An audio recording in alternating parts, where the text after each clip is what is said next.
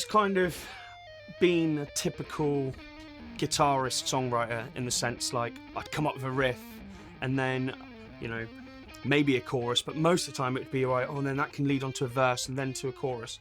But with my latest album, I really tried to change up my approach to how I was writing songs. And, you know, riffs can obviously be like one of the main hooks of a song, but a lot of the time the main hook is the chorus, right? That's the bit that people are going to remember, that's the bit that people are going to sing.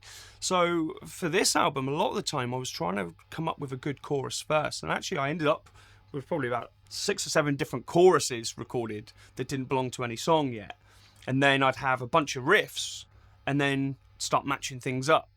And for me, I think that way, rather than just sitting down and just coming up with a riff and making like the riff the main thing, I would make a riff the main thing, but kind of keep it separate and then make the chorus the main thing separate and then match things up.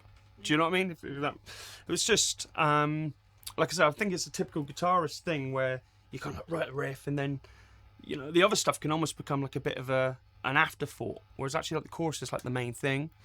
Another thing that I experimented with and put into practice with writing the new album was I'm much more versatile on a guitar with my guitar playing than I am with as a vocalist with my voice, and I have a tendency to sing similar melodies or like sing similar in a similar range, you know. So one thing I did for this album, I really worked on my voice. I was having singing lessons and I was practicing a lot. And really working out what my vocal range was and where I was comfortable and where I sounded best and you know, and thinking it more in terms of note choices in a way that I do with my guitar playing. So when I'm soloing, you know, I'll be thinking of what scale I'm in or what mode I'm playing, the chord progression. But when I'm singing, I never would approach it with that technicality. I'll just sing.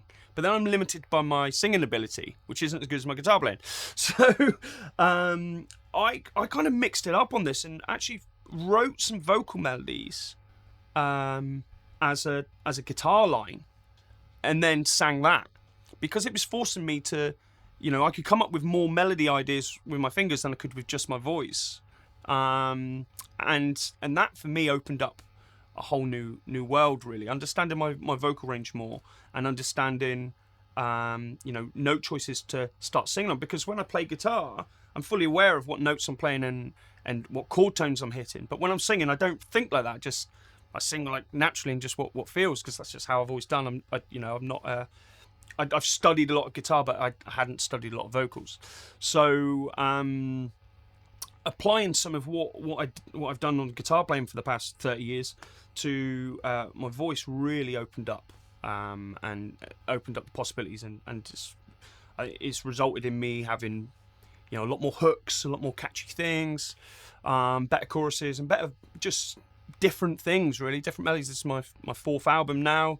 I wanted to mix it up. I wanted to go to a new territory. So actually getting my fingers on the fretboard and saying, well, I know this is the chord progression, so I know it's a Dorian chord progression, so let's come up with melody using Dorian and then singing that back. And you know, and I think that's one thing that made a big difference on this album.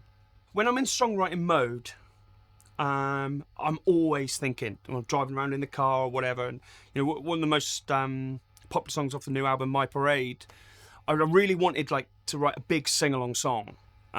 We've got a song, Hail Mary, that we play live, and that's always been the one that everyone sings along to. And we've always had a joke in the band like, oh, we need a new Hail Mary, and that was kind of on my mind. So I want something that everyone can join in and be part of at a gig, and you know, all sing along.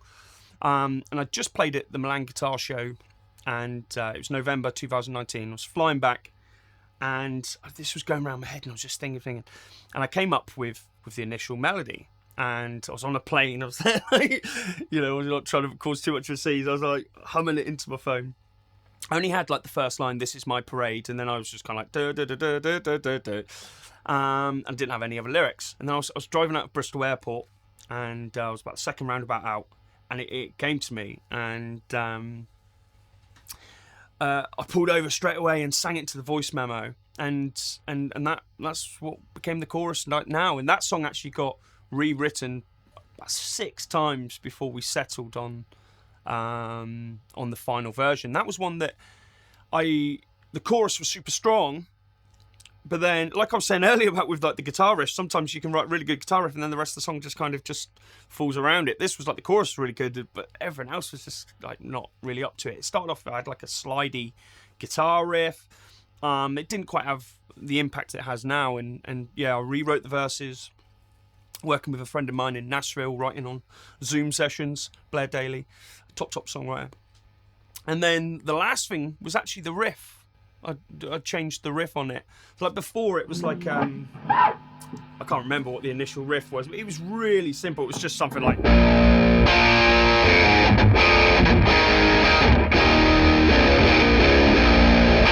Just something really simple like that. It was like it wasn't even like a thing. And then we ended up taking it sonically different. I had a bit more of a fuzzy thing. I haven't got a fuzzy sound today. Fuzzy with like an octave riff, and it turned out a little bit like.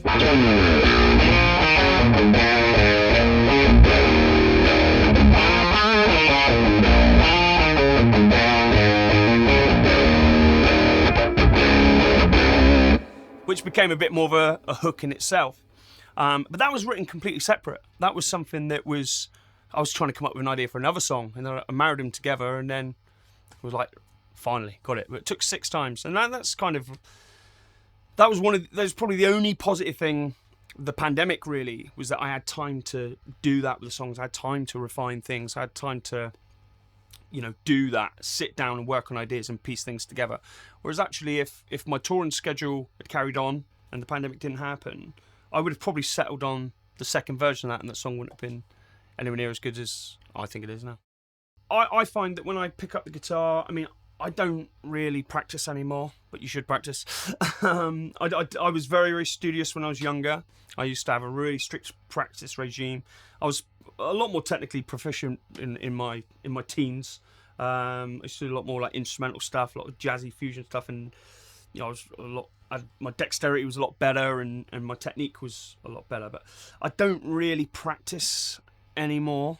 If I pick up a guitar, I'm noodling, I'm riffing, I'm writing, I'm coming up with ideas, or I'm just jamming, which is practicing itself. But I don't really sit down and study or really work on my technique anymore, because for me, I'm much more about the songwriting and coming up with stuff like that. So pretty much every time I pick up the guitar, it would be to play around with some ideas or to come up with something. For me, that's why I do it now. Like, it's the creative outlet.